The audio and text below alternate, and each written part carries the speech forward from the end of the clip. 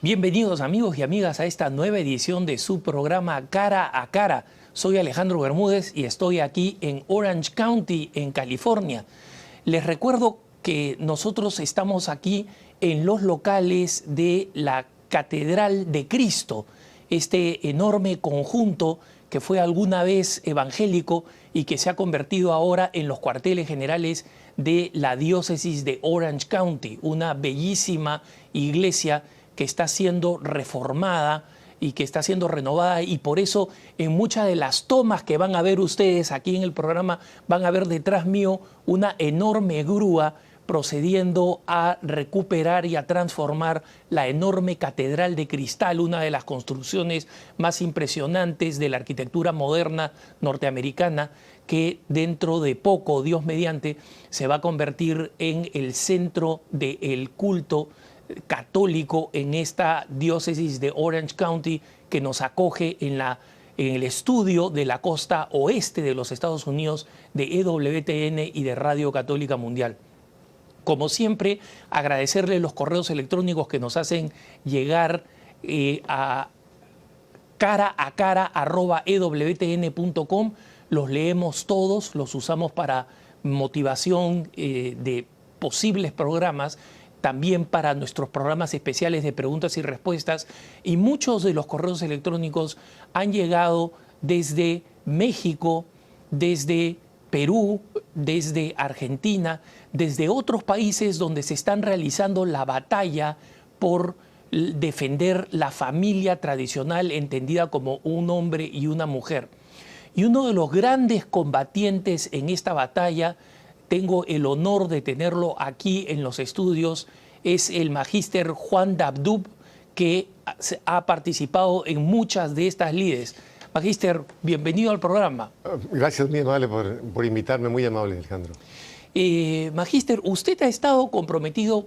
Uno de los temas que quiero abordar para dejar en claro a nuestros televidentes y radioescuchas a través de Radio Católica Mundial es el tema que vamos a abordar, que es la idoneidad o no de las parejas del mismo sexo para educar hijos.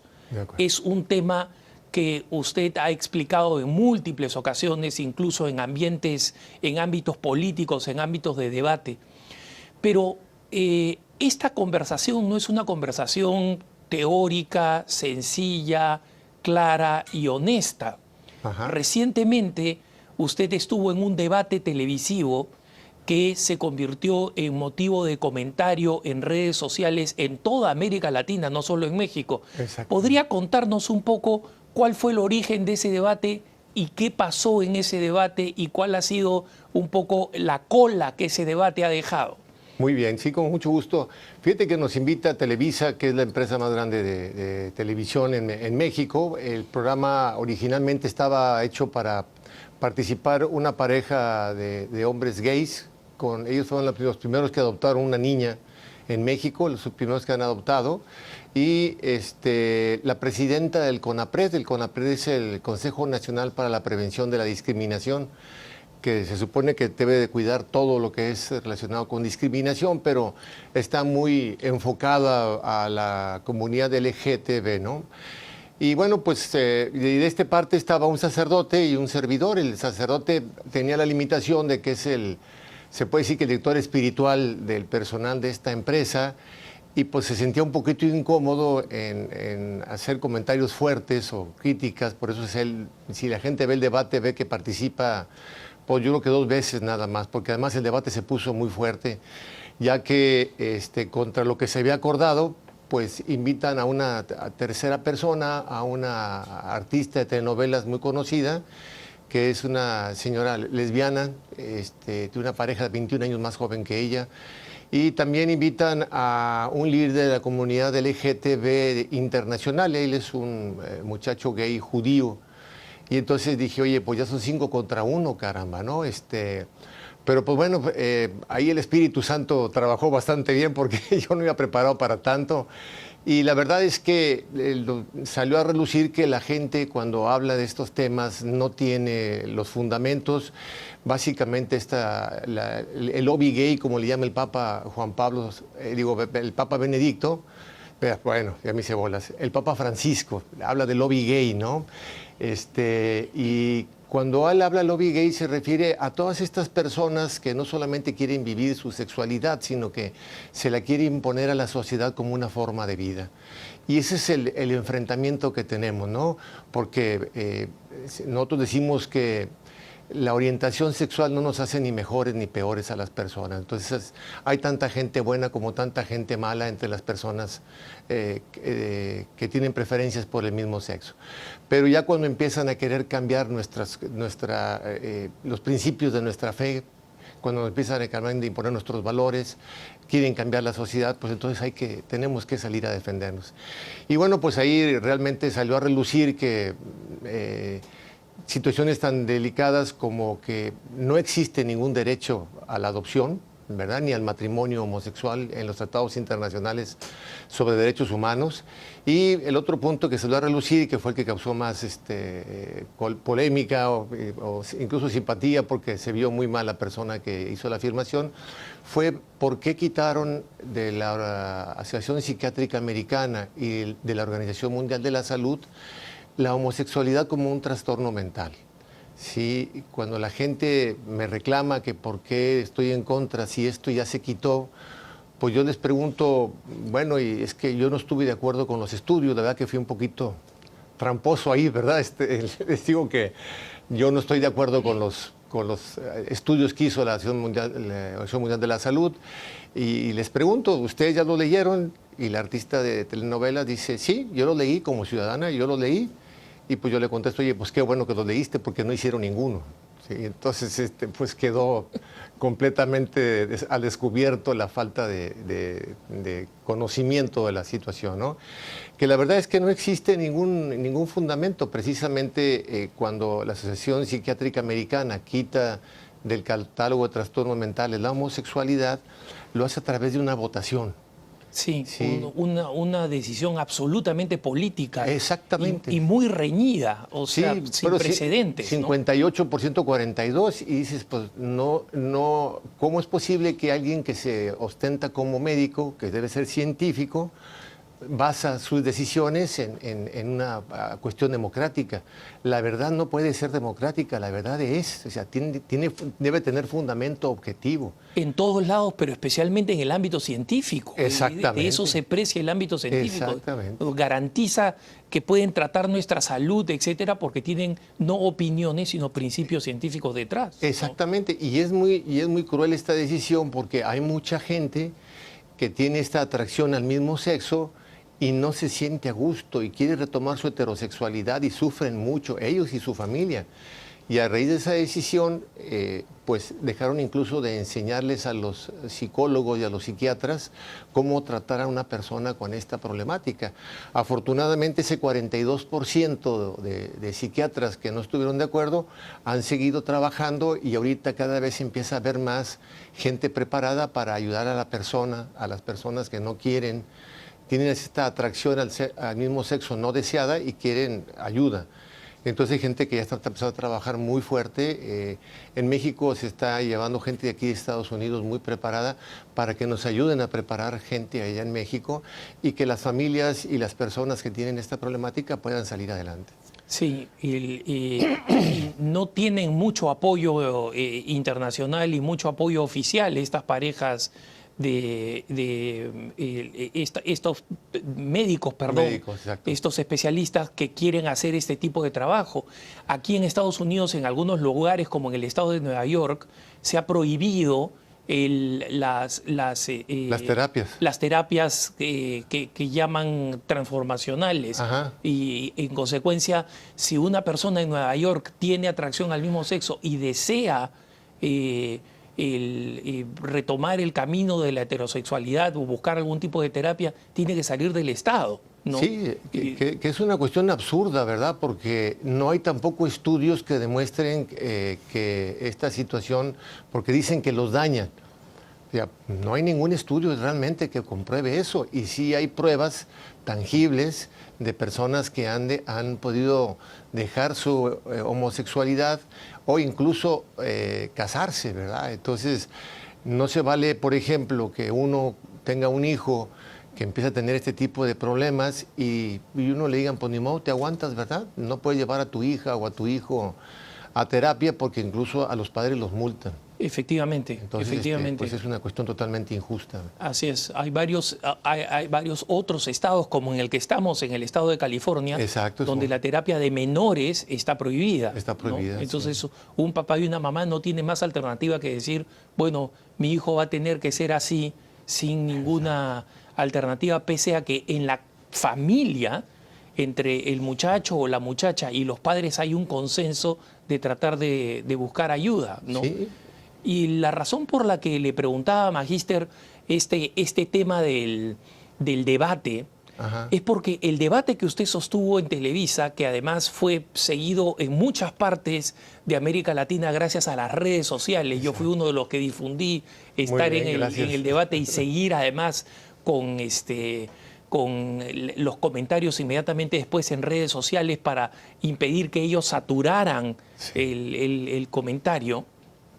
Es porque el debate me parece emblemático de la falta de diálogo que existe de parte de los grupos de presión homosexual para realmente tener una conversación madura, seria, objetiva y basada en la ciencia. Exacto. A los católicos nos llaman fanáticos, irracionales, dogmáticos, etcétera, pero en esa conversación no hubo posición más dogmática, ignorante, fanática, plagada de adjetivos, muy pocos sustantivos, para presentar el caso del matrimonio, mal llamado matrimonio homosexual. Y de las prácticas que siguen a ellas, como son el caso de la adopción, ¿no? Exactamente.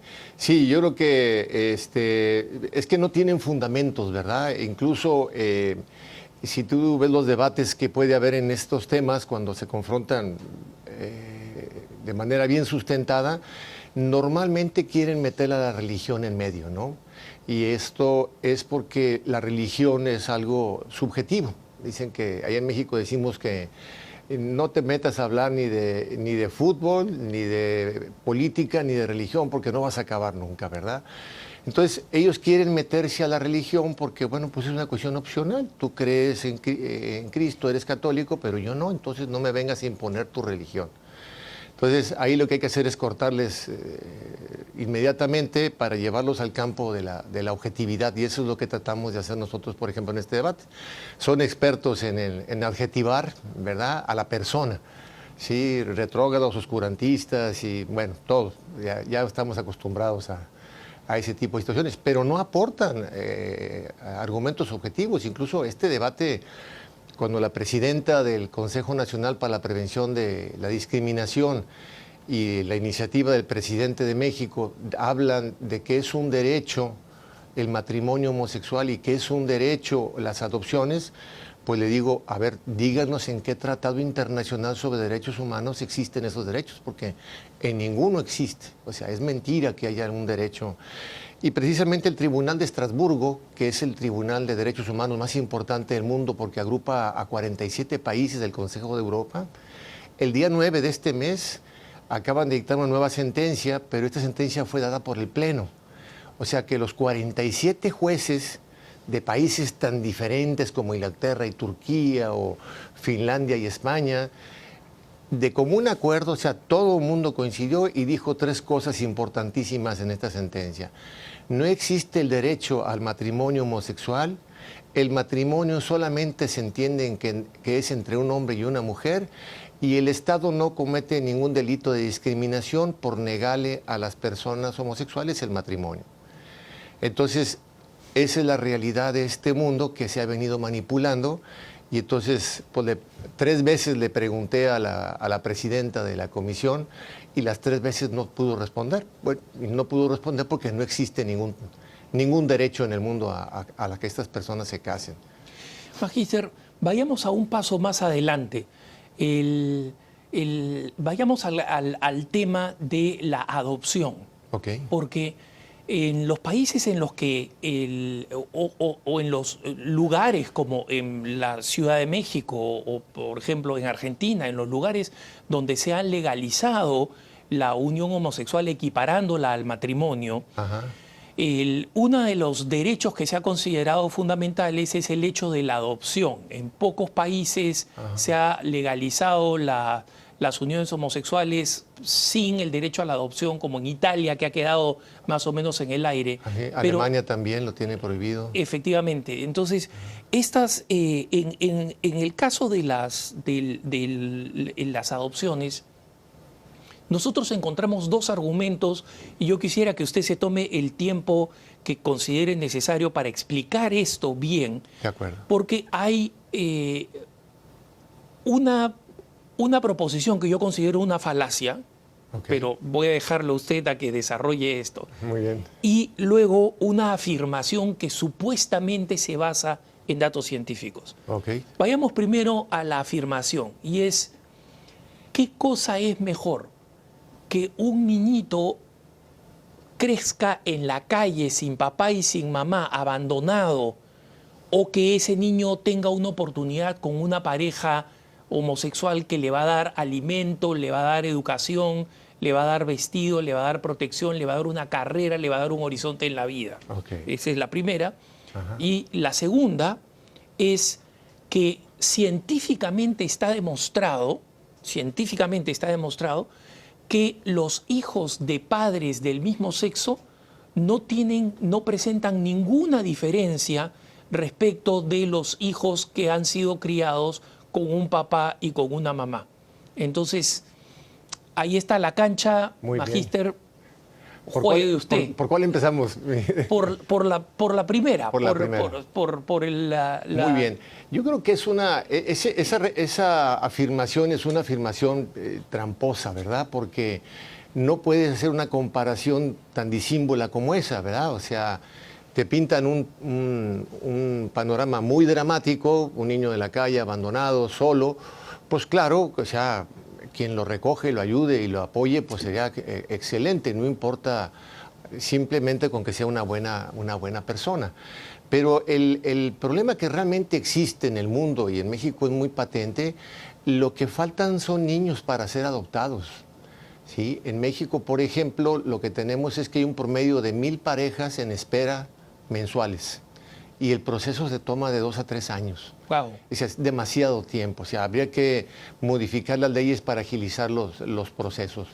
Y entonces, aquí lo que tendríamos que hacer la comparación que tiene que ver con la segunda pregunta es, ¿qué es mejor, que el niño crezca en una pareja de papá y mamá o una pareja de 2 personas del mismo sexo? Porque sí, si nos vamos a un niño abandonado sufriendo, pues lo ayudamos hasta una persona soltera, vale que le pueda brindar ayuda. Aunque, sin embargo, en el caso de las parejas del mismo sexo tienen una desventaja para los niños, que lo voy a manejar en la segunda respuesta. Primero, no existe en el mundo un derecho a la adopción. Nadie tenemos derecho a adoptar, ni tú ni yo tenemos derecho a adoptar. No existe en ninguna ley el derecho a la adopción. Esos son inventos que se dan para las personas del mismo sexo, pero nadie tiene derecho a adoptar. Quien tiene derecho a ser adoptado son los niños, porque la figura de la adopción se crea para poderle proveer a los niños que están en una condición de orfandad, ya sea porque sus padres murieron o porque sus padres no son aptos para seguirlos criando, y entonces se le busca un padre y una madre para que crezcan. Entonces, aquí la parte importante es que la ley no puede otorgar a las personas lo que la naturaleza les ha negado. ¿Sí? No es lo mismo las parejas estériles, porque de repente dicen, oye, pues hay gente estéril, y digo, bueno, esas personas tienen la función reproductiva dañada. Las parejas del mismo sexo ni siquiera tienen la función. O sea, yo puedo tener un auto con el motor desvielado, pero lo puedo arreglar, pero si no, pues tengo un auto al final de cuentas, ¿no? Ellos no tienen ni siquiera esa condición. Y además, si para procrear se requieren 2 personas de diferente sexo, para criar también se requieren 2 personas de diferente sexo. Dios es muy sabio, o la naturaleza, que es como digo yo que le dicen los ateos a Dios, ¿verdad? La naturaleza nunca se equivoca. Entonces, lo que tenemos es que las personas, el hombre y la mujer, somos muy diferentes entre sí, pero además somos complementarios. Y esa diferencia complementaria es vital para el buen desarrollo de los niños. Entonces, aquí es muy importante ver que lo que necesitan los niños es un papá y una mamá, porque por naturaleza es la condición para que ellos puedan existir y puedan crecer de manera saludable. Además, en la Convención de los Derechos del Niño, la Convención Internacional de los Derechos del Niño, que es un tratado de derechos humanos específicamente enfocado a los niños, es donde se establece el término el bien superior del menor. O sea, que todo lo que decidamos tiene que estar buscando el bien superior del menor. Y si tú lees todo el documento que se firmó a fines de los 80s, ahí siempre habla de los padres. Nunca habla, fíjate, de papá ni de la mamá. O sea, habla siempre de los padres. Nunca encuentras la palabra papá o mamá, padres. Y en el diccionario de la Real Academia, lo que significa padres es papá y mamá. Es la forma de hablar en plural para los dos. Entonces, siempre habla de padres. Entonces, no existe tampoco el derecho a la adopción, pero si existiera, tendría que ser un derecho de los padres, no de una pareja de personas del mismo sexo. Entonces, básicamente ese sería el enfoque. O sea, no pueden ellos aspirar a una adopción porque entonces le causan un efecto negativo a los niños. Yo digo, por ejemplo, que yo no dudo que Ricky Martin o Elton John o Miguel Bosé sean buenas personas y que ellos quieran mucho a sus hijos, pero lo que sí están haciendo es negarle a ese niño el derecho a tener un papá o una mamá. Y eso no es justo, se está violando el derecho de los niños. Con las parejas que platicábamos me decían ellos, oye, pues es que nosotros la queremos mucho. Y le digo, sí, yo estoy de acuerdo que sí la puedes querer, pero nunca vas a poder tú como hombre actuar como una madre. O sea, es imposible, o sea, son características innatas que traemos los hombres y las mujeres por nuestra condición humana. Y no importa si eres norteamericano, mexicano, peruano, chileno, africano, ruso, vamos. El comportamiento del hombre y la mujer son muy similares en todos los países del mundo. Incluso, si vemos la historia, nunca en ninguna cultura, en toda la historia de la humanidad, se ha hablado de matrimonio homosexual ni de adopciones homosexuales. Nunca. Ahorita es un invento que se está dando. He presentado ese argumento en muchas ocasiones en discusiones casuales, en la calle, no en televisión.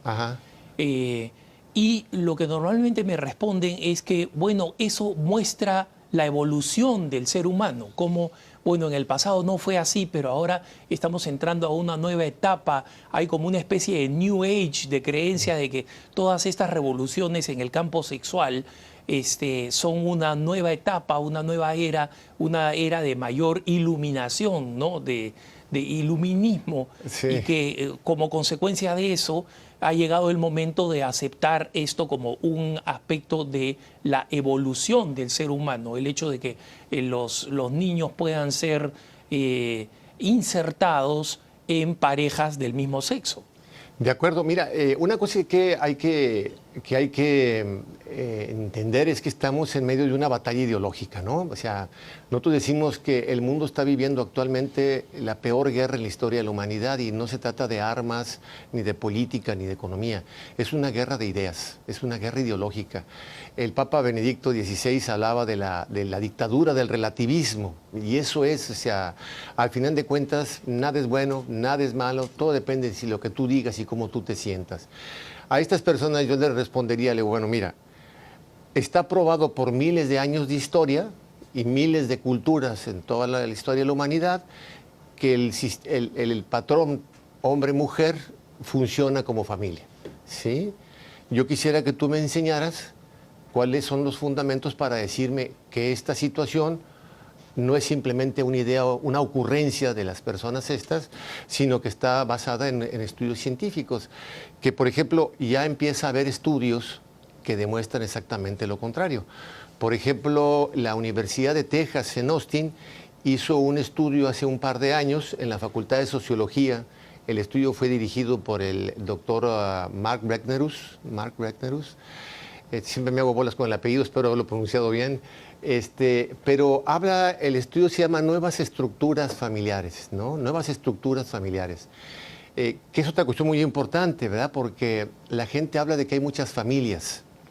Y yo les digo, no es cierto, nada más hay una, la familia natural. Incluso en esta guerra ideológica lo que juega un papel muy importante son las palabras. El dictador ruso, Stalin, decía, no hay armas más poderosas para manejar a la gente que las palabras del diccionario.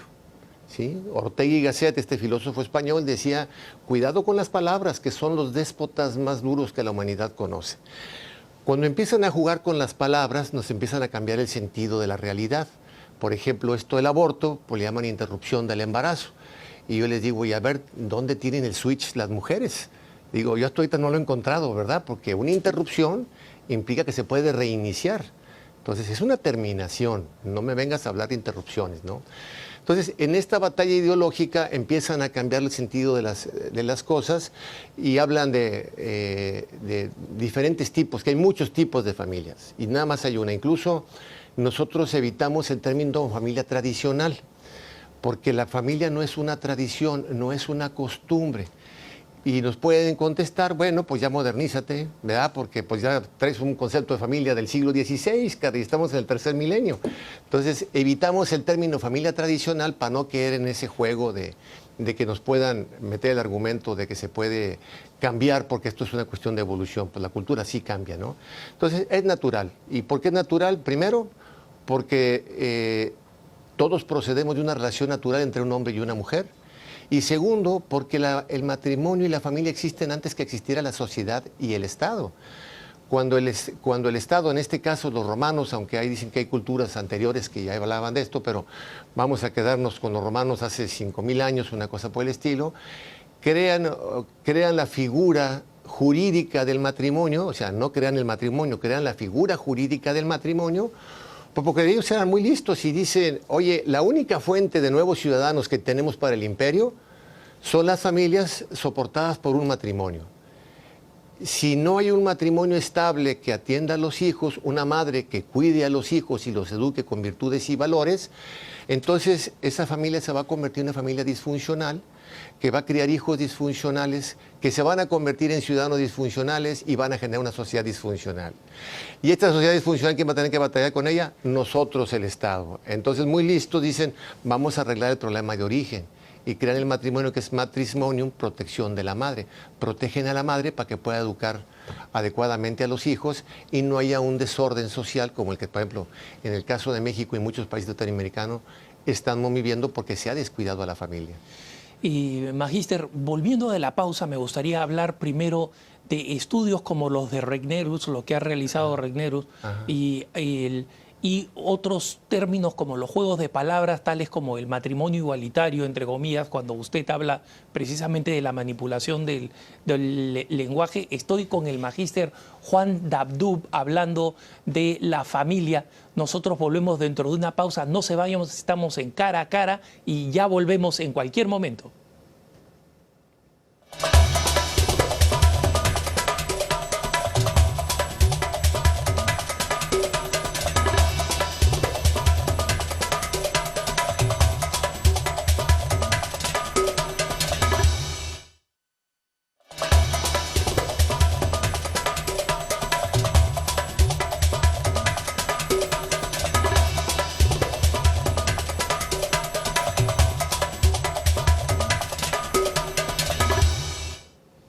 Estamos de vuelta con el magíster Juan Dabdub de México, alguien que realmente ha penetrado mucho desde el punto de vista de la investigación, del conocimiento, de los estudios, de este tema controvertido sobre el mal llamado matrimonio homosexual o el esfuerzo de comparar las uniones homosexuales con el matrimonio, y con otro tema que es todavía mucho más peligroso y desafiante para el futuro de la humanidad, que es el conceder a estas parejas del mismo sexo el derecho a adoptar.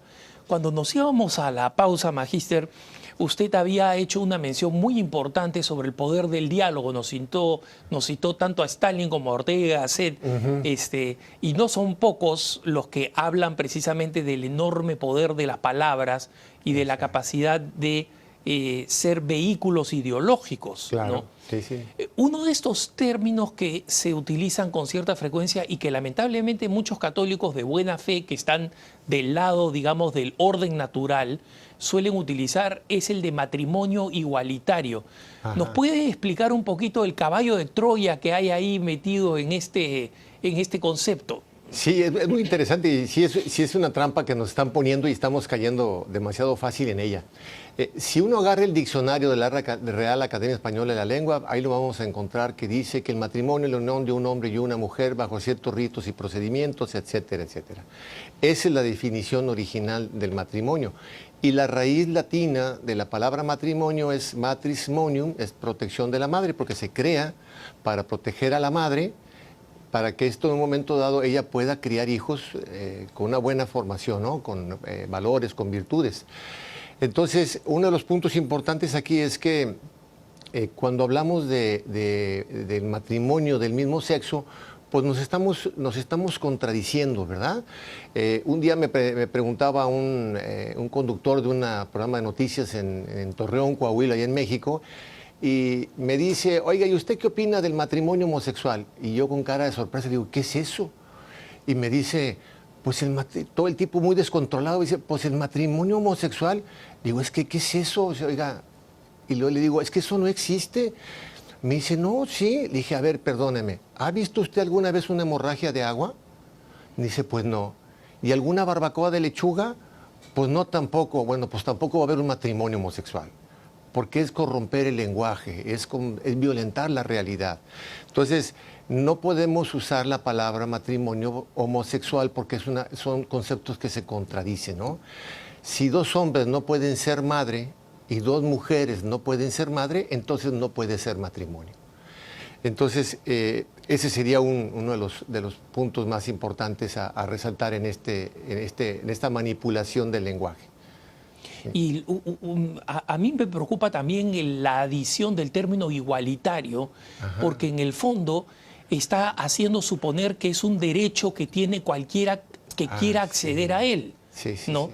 Entonces dicen, nosotros vamos a tener un debate sobre matrimonio igualitario, lo veo muchas veces entre los mismos católicos, y no se debe llamar matrimonio igualitario porque hace pensar que todos aquellos que quieren acceder a él sin cumplir con las condiciones, por ejemplo, ser un hombre y una mujer dispuestos a tener una unión que proteja la prole, que genere y proteja la prole, no puede llamarse igualitario, porque inmediatamente estamos implicando que se trata de un bien al que todo el mundo tiene derecho.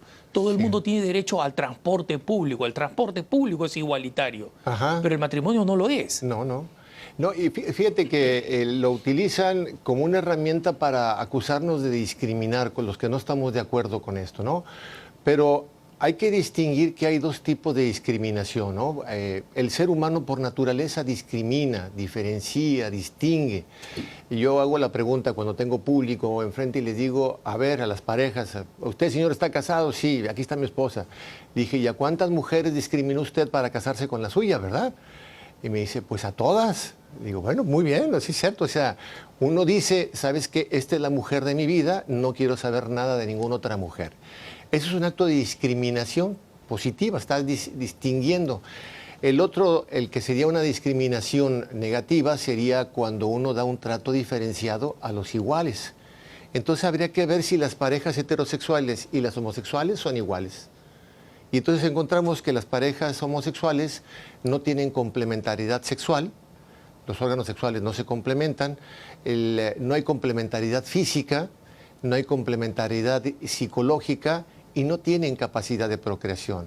Son 4 diferencias brutales en las que no puede haber un trato igual a los dos grupos, ¿no? Entonces, por lo tanto, no se está discriminando y por lo tanto tampoco podemos hablar de un matrimonio igualitario, porque estaríamos rompiendo otra vez con esta realidad de que el matrimonio es exclusivamente entre hombre y mujer, con toda la fundamentación que ya hemos estado platicando. Ahora, Magíster, usted había mencionado en la primera parte del programa, y es un tema que me gustaría que abundara con mucha libertad, es el tema de los estudios que existen preliminares, porque obviamente la adopción de niños por parejas del mismo sexo no tienen tanto tiempo como para poder hacer estudios de largo alcance, ¿no? Sí. Lamentablemente las consecuencias trágicas las vamos a conocer dentro de algún tiempo, especialmente en los países donde esto recién se ha introducido. Pero existen algunos estudios, y una de las cosas que a mí me ha llamado la atención es que los que son partidarios del derecho de adopción, el mal llamado derecho, como usted ha explicado, porque no existe, No existe. De este mal llamado derecho de adopción de parte de las parejas del mismo sexo, es insistir que científicamente, o sea, lo repiten científicamente, está demostrado que no hay ninguna diferencia entre un niño criado en el seno de una de estas parejas y en el seno de un auténtico matrimonio. Y recientemente, hace aproximadamente un año, me encontré con un estudio en Australia donde el estudio concluía que los hijos adoptados por parejas del mismo sexo incluso actuaban y se desarrollaban mejor, no igual, Sí, mejor que las parejas heterosexuales, y que su rendimiento en la escuela era mucho mejor, etc. Por supuesto, ese estudio, que recibió una gran atención mediática, fue después inmediatamente pulverizado porque su valor estadístico era cero. La metodología era fatal, era totalmente sesgada. Obviamente la prensa no le dio la misma importancia cuando se descubrió que esta era una farsa, y sí se la dio cuando recién salió el estudio. Entonces, existe esta leyenda urbana que circula con frecuencia, de que la educación de los hijos en manos de parejas del mismo sexo es, en el peor de los casos, igual, cuando no mejor. Sí, fíjate que, bueno, primero me gustaría pasar a la parte lógica, porque el sentido común tiene un juego importantísimo en esto, y luego platicar del estudio de Mark Regnerus que cubre esa expectativa de la proyección a través del tiempo, ¿no? Es muy diferente que haya una pareja, hay una familia rota, ¿verdad? Donde papá o mamá no está porque enviudaron, o porque se divorciaron, o porque se separaron. Y entonces quien se queda con los hijos, la madre, pues tiene que hacerle de los dos, o el padre, si se queda con los hijos, tiene que hacer el papel de papá y mamá, ¿no? Entonces, en el caso de las parejas del mismo sexo, lo que tenemos es que los niños no solamente, por ejemplo, en el caso otra vez de Ricky Martin o de Elton John, que no dudamos que los quieran mucho, pero en el caso de ellos, los niños no solamente no tienen madre, lo que tienen es a un impostor por madre, porque por más que ellos quieran comportarse como una mamá, no lo van a poder hacer. No podemos los hombres tomar un rol de maternal como las mujeres. Entonces, eso los niños lo perciben, eso los niños lo viven y lo confrontan con la realidad que tocan fuera de casa, ¿no? Entonces, nosotros enfatizamos mucho esa situación. No es que haya ausencia de madre, sino que hay alguien que se hace pasar por madre. Y por más que se esfuerce, nunca va a poder. Y ese esfuerzo por ser madre está dañando al niño o a la niña, porque nunca podrás tener esa condición de madre para cubrir esas necesidades de los niños. Y esa es la parte interesante también del estudio de Mark Regnerus, porque el estudio fue realizado con personal de la Universidad de Texas en Austin y financiado por el Instituto Witherspoon de Stanford. Pero ellos, queriendo hacer algo muy objetivo, invitan a las principales organizaciones lésbicas, gays de Estados Unidos, y les dicen: súmate al proyecto, vamos a estudiar esto, ¿verdad? Es por el bien de los niños. Se les invitaba a participar en el financiamiento y en el diseño de la investigación. pues no quisieron apoyar el proyecto y después dijeron, bueno, no pagues nada, participa en el diseño de la investigación. Pues no, tampoco quisieron. Y el diseño de la investigación es muy importante porque los estudios son como este tipo de estudios son como las computadoras, garbage in, garbage out. El estudio te da lo que tú le metas. Si yo puedo manipular las preguntas o puedo manipular la muestra, puedo manipular las condiciones y entonces obtengo los resultados que yo quiera, puedo sesgar desde eso. La forma de preguntar no es lo mismo que te respondan por teléfono a que te respondan en persona en tu casa o que te respondan en persona en un centro comercial. Quizá la forma más confiable de recibir información sea en un lugar donde la persona no se sienta comprometido y decir, bueno, pues no sabes quién soy, no sabes dónde vivo y bueno, te voy a hablar con franqueza, ¿no? A que me estás hablando por teléfono, yo no sé quién eres tú, o estás visitando mi casa, ya sabes dónde vivo y yo no sé qué intenciones puedas tener tú con este caso, ¿no? Entonces, cuando sale la publicación del estudio de la Universidad de Texas, de la Facultad de Sociología, pues ahí lo que prueba es que los niños criados, porque esto fue estudiado con personas que habían vivido, ya personas adultas que habían pasado por el proceso de haber vivido con una pareja homosexual y entonces ahí se evalúan los efectos de estos resultados, ¿no? Y se encuentra un patrón muy claro, muy objetivo, de que los niños que fueron criados por parejas del mismo sexo se encuentran en una fuerte desventaja entre parejas criadas por papá y mamá. O sea, parejas estables homosexuales y parejas estables heterosexuales. Entonces, sí hay una diferencia y, bueno, cuando se publica el estudio, el lobby gay reclama, se inconforma, quiere demandar a la Universidad de Texas y entonces lo que hace la universidad, forma un comité de expertos para investigar, para validar el estudio.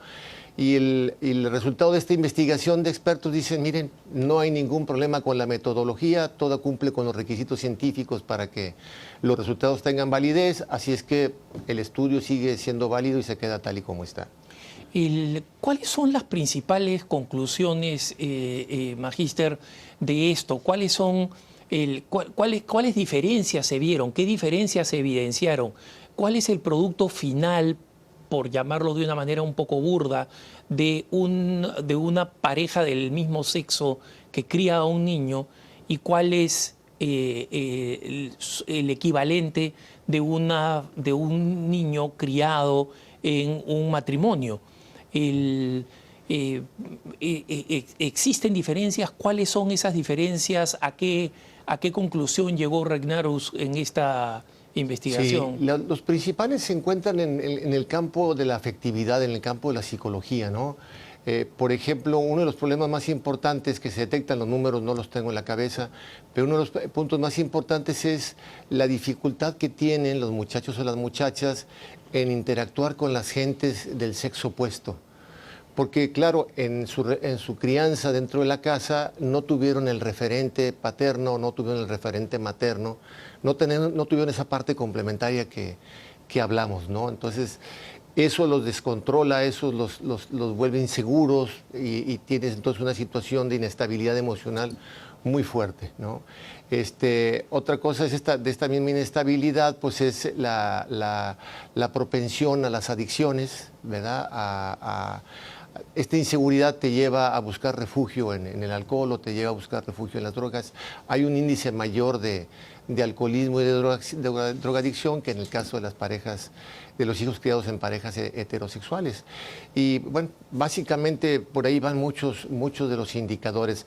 Básicamente se centran obviamente en la parte emocional de los chicos, ¿verdad? Cuando ya son adultos, pues les falta los cimientos que pudieron haber tenido en el hogar con papá y mamá. Además de este estudio de Regnarus que incluyó, digamos, un metaanálisis, ¿no es cierto? Sí, fue muy grande, la muestra fue bastante. Y se utilizaron otros análisis que ya se habían hecho de manera parcial para lograr este consolidado.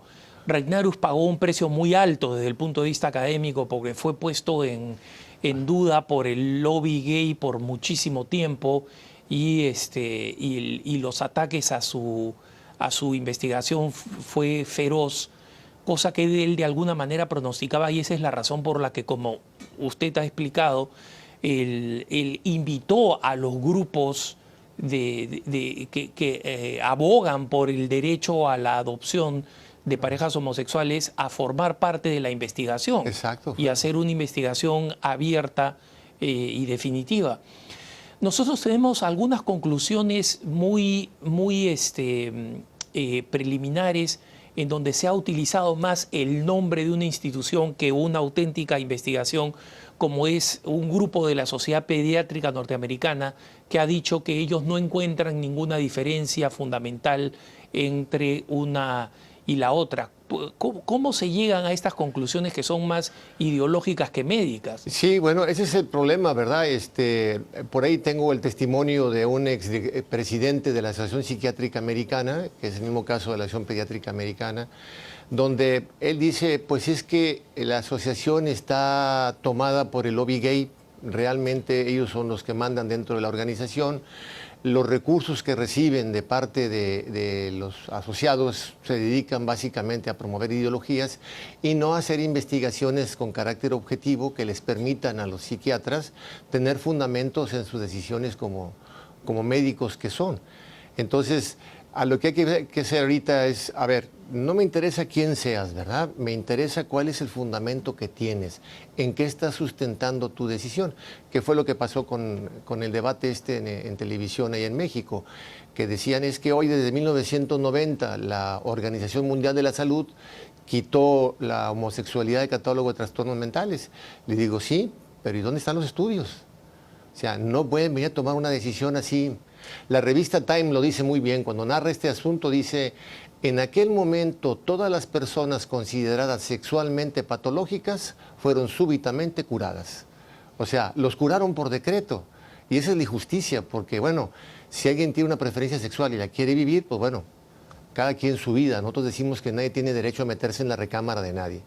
Pero el problema viene cuando lo que te encuentras es que lo que te están imponiendo no tiene ningún fundamento y quieren torcer la realidad y están afectando a las personas que sí quieren tener otro tipo de conducta. Entonces hay que irnos a la cuestión objetiva, por eso hablamos al principio de salirnos de lo opinable. En un debate de este tipo hay que salirse de lo opinable y irnos a lo científico, a la razón, a la ciencia, para ver dónde están esos derechos que dicen que tienen, dónde están estas fallas que dicen, o esas virtudes que tiene el matrimonio, que como decía, pues si adopto una pareja homosexual, pues yo no sé dónde están las virtudes, caray, ¿verdad? O sea, tendrían que decirme que las personas heterosexuales somos malas, ¿verdad? Y las personas homosexuales son buenas.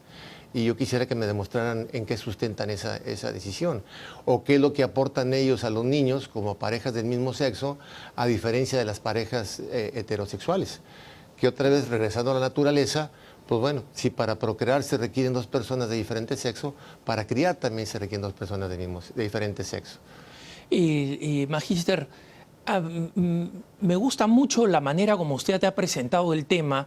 Y me parece muy importante por una sencilla razón. Muchos católicos hoy en día se sienten intimidados frente al cuando se trata del debate con el lobby gay. Y buena parte de la razón por la cual se sienten intimidados está en la agresividad con que actúan, pero también en el hecho de reclamar que tienen argumentos o fundamentos de carácter científico. Y creo que usted ha expuesto con bastante claridad cómo lo que de científico se conoce hasta ahora está a favor, una vez más, del matrimonio como se conoce y como siempre ha sido, históricamente entre un hombre y una mujer, ¿no? Exacto.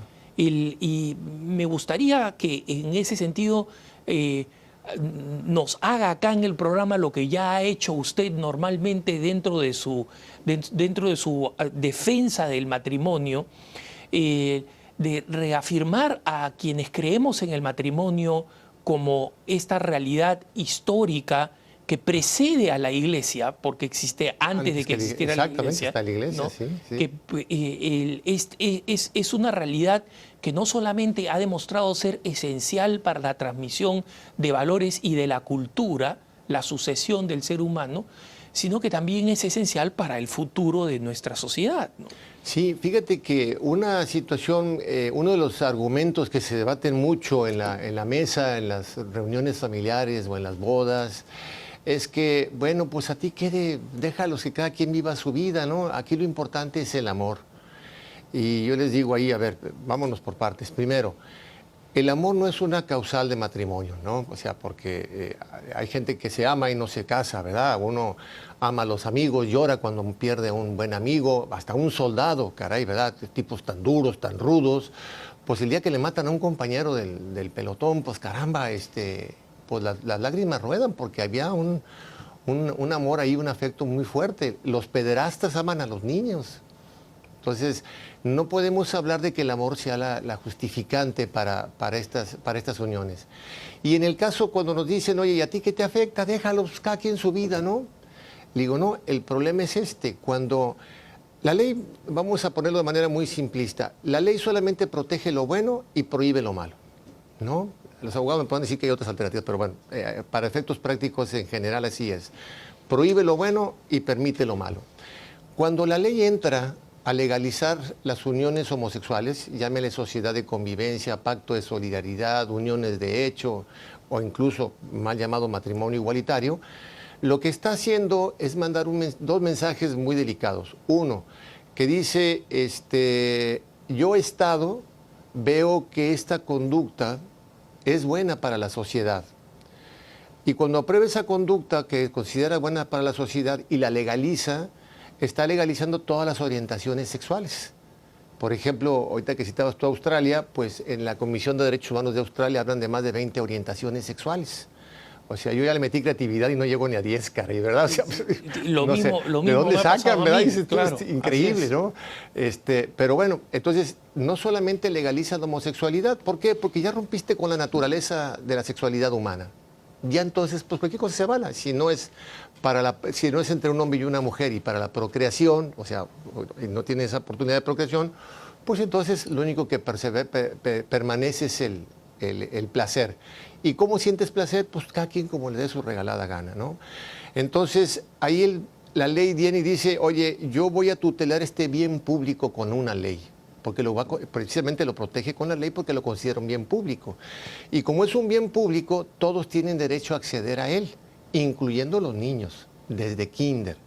Entonces, sí nos están afectando porque lo que están diciendo es que a partir de ese momento que se aprueben, se legalicen las relaciones homosexuales, lo que se está haciendo es decir, ahora, a partir de este momento, los niños desde kinder debemos de enseñarles que cuando crezcan van a tener como opciones de placer sexual o de vida el ser homosexuales, bisexuales, transexuales, transvestis, transgénero, etcétera, etcétera, etcétera, ¿no? Entonces, decirle, espérame, o sea, con mis hijos no te metas, ¿verdad? Esa es la parte importante. Sí hay consecuencias, no es una cuestión de que se va a vivir en la intimidad y se van a vivir en la privacidad, como muchos homosexuales la viven y no les interesa meterse en estas cosas de matrimonio. Que, por cierto, no es una reivindicación de las personas que sienten atracción al mismo sexo. O sea, fíjate, en 8 años que lleva el matrimonio homosexual aprobado en el Distrito Federal y otro estado en la ciudad, allá en México,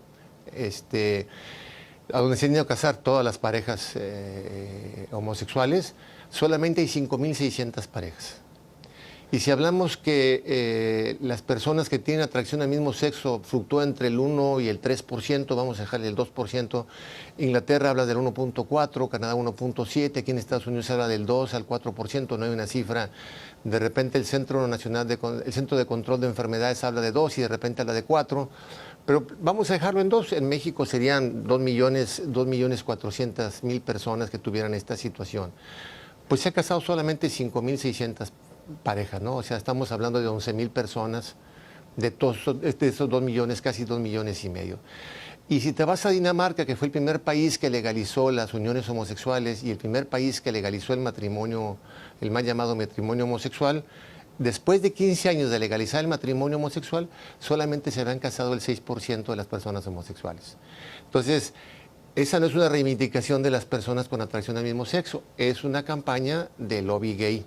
Estas personas que quieren imponer a la sociedad esta forma de vida y que tiene intereses ocultos que valdría la pena después platicar.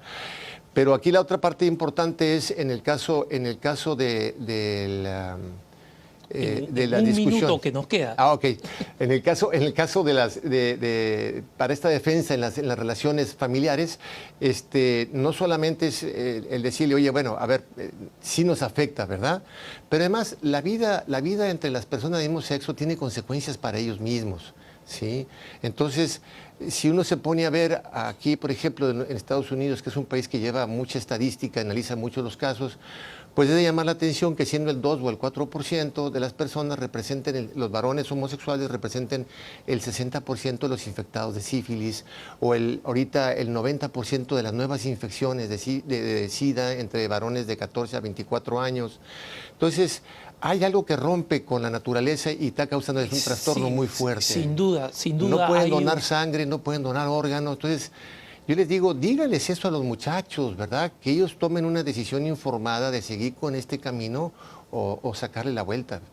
De todas maneras, queremos invitarlo a un nuevo programa, Magíster. Ha sido muy iluminador. Hay mucho pan que rebanar, sí. Así que le agradezco y lo comprometo para un nuevo programa. Con mucho gusto, muy amable. Les agradezco por habernos acompañado en este programa Cara a Cara. No dejen de escribirnos a caraacara@ewtn.com. Ha sido un gusto estar con ustedes en este programa y los dejo en compañía de la mejor programación católica, EWTN y Radio Católica Mundial. El Señor los bendiga.